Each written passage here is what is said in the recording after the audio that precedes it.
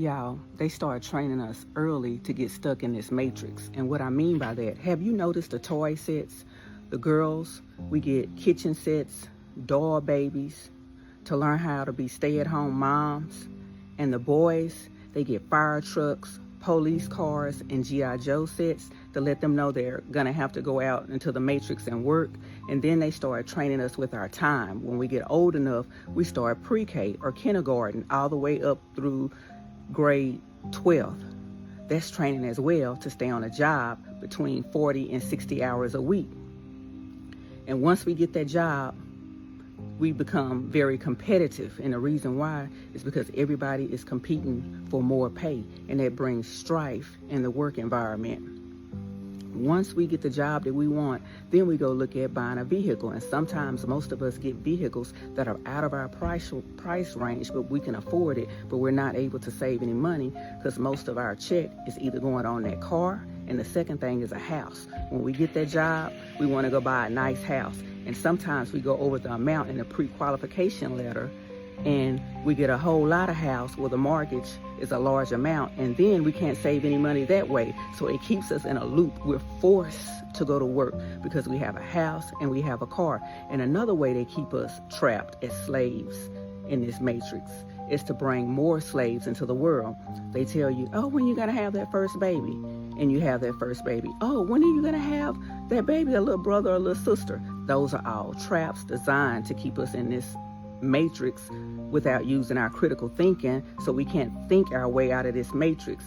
Everything is set up as part of the design. So once they get us trapped in the matrix, we're living on a daily routine, and we're thinking that it's normal. We're going about our day, everything's okay, it's tight, but we're making it. The kids are getting fed, we're driving to work, coming home, but then they tighten the grip. And you know how they tighten the grip? With inflation. And inflation is causing people to crash out, lose their mind, because those kids that the matrix talked them into having, it's getting harder to feed them, especially during summertime. That car and that car insurance, you're rethinking that car and probably want to get a cash car. And that all that house you got, that beautiful house, you're rethinking that house and wanting to sell it or either downgrade or go stay in an apartment. So it's tightening its grip, and that way we become depressed, angry, sad, full of anxiety, and then it shows up with road rage and domestic violence. Okay, you realize the reason you are in a simulation is because you are in your body, and your body is an exact replica of the earth, right? The earth contains you and you contain it. That's how that works. You go together.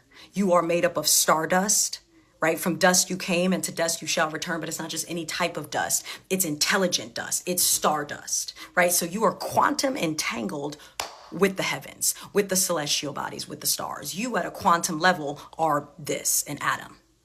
But at a massive level, you're the sun, the moon, and the stars. Like within your vessel, you have a brain, a heart brain, and a gut brain that makes up your solar system, which is the sun, the moon, and the earth, right? And the system is the membrane, which is around it, which is the orbit or the firmament, the ice wall, which cannot be penetrated because it's the skin. And when you go to sleep, it is the dome that is around your consciousness as you are traveling the cosmos, which is really just your own stream of consciousness because heaven is within you. So you went within yourself, and you're traveling your own Akashic records, doing your thing, right? And so, yeah, you're a simulation of the earth. But you know what is also a simulation of you? Everything that humans created, right? Even events, right? That is why when you see these events that are happening at a massive principle level, right? Principalities, they are working behind the scenes to create events, like not like from a conspiratorial level, but from a literal level. They have a schedule, they follow events, they do things, and they do it in an orderly fashion to the level of like supreme defense systems, because the president has to have like secure guards that are guarding him from like all these systems. So it's quite literally a simulated event. And so, right, through knowing yourself, you not only know the universe, who you are an exact replica of, but you also know events. This is why people are psychic, right? Because when you know yourself as the universe, as God, as source, because it's within you, you can then use pattern recognition to say, ooh, ooh, what's going on here, right? So then the question obviously becomes, what is going on here, right? This Charlie Kirk situation is obviously a simulation of something. Let me tell you what it's a simulation of. JFK. Now, I don't know if people know how math works, but 2 negatives equal a positive, which means 2 mistruths, 2 lies equal a transmutation, right? You've gone through the full cycle. That means that the loop is closed. 2 simulated events, 2 assassinations by the government, lied about to the public, forces a truth in the energy and the ether.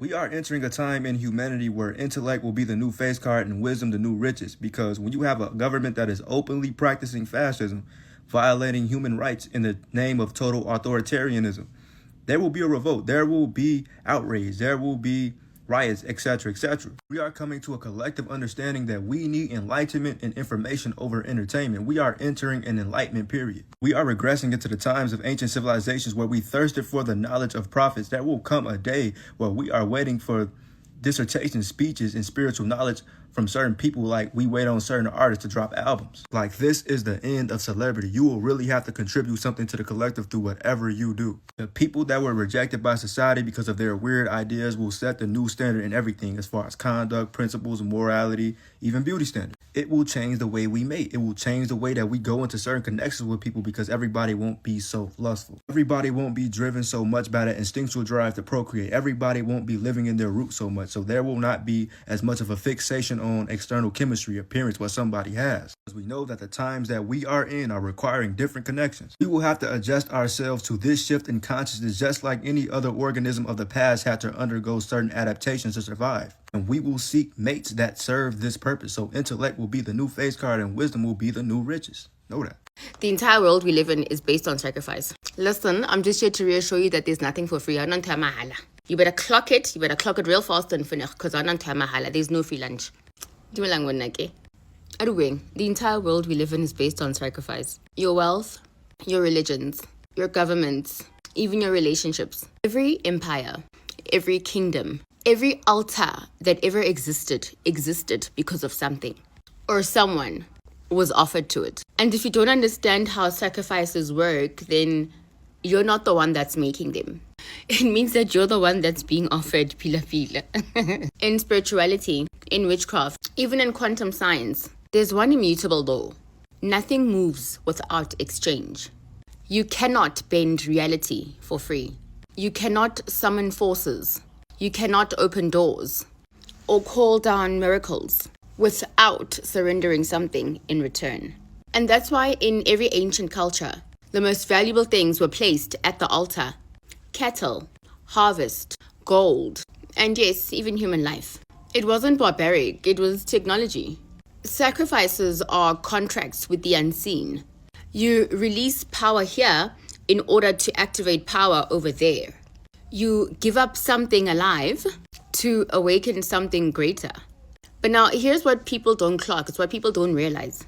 Not all sacrifices carry the same weight. Blood. Blood is the densest vibration of life force here on earth. It holds energy, spirit, and memory. It carries generations inside of it. And that's why across the world, from African kingdoms to secret occult orders, blood has always been the highest offering. It moves energy faster than words, faster than prayer, faster than fire. When blood touches the altar, realms respond immediately. It collapses time. It opens gates and it rewrites timelines. But let's not get it confused. Not all sacrifices spill blood. Some are silent and some are invisible and hidden in plain sight. You choose to leave your family home. That's a sacrifice. Sacrifice. You abstain from sex to preserve your spiritual energy. That's a sacrifice.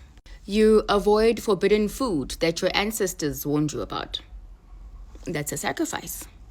Fasting, mourning, giving up relationships, walking away from comfort, quitting addictions. These are all sacrifices. Because every time you let something die, You are giving the unseen world permission to resurrect something greater. But now here's where it gets really dark and really gloomy. Sacrifices don't just happen as private rituals. The entire world runs on them. When ancient kings slaughtered virgins before battle, it wasn't just superstitions. It was energy engineering. When churches collect tithes, it's not just worship. It's redirected offerings feeding altars that you have no control over. When governments send young soldiers to battle, it's not patriotism. That's a mass ritual. It's bloodletting, disguised as honor, fueling nations through grief and death. Even corporations ask for sacrifices where you work, your time, your body, your health. And they've dressed it up as careers, community, and progress. But the altar is the same, just the name that keeps changing. And here's the most dangerous part, where the danger lies. Not all sacrifices are yours. Some are chosen for you.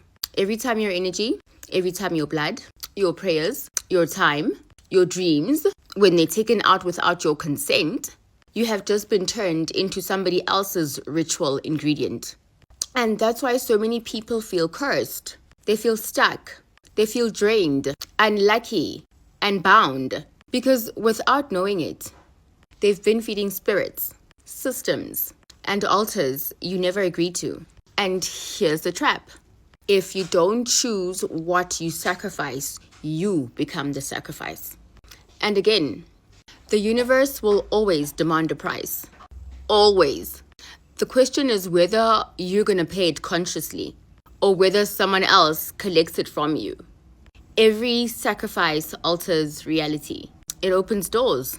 It closes them. It moves spirits. It shapes timelines. But in a world where every system is hungry for energy, hungry for your money, for your body, and your blood, you must choose where your offering goes. Because trust me, if you don't, they will choose for you. They have already chosen for you.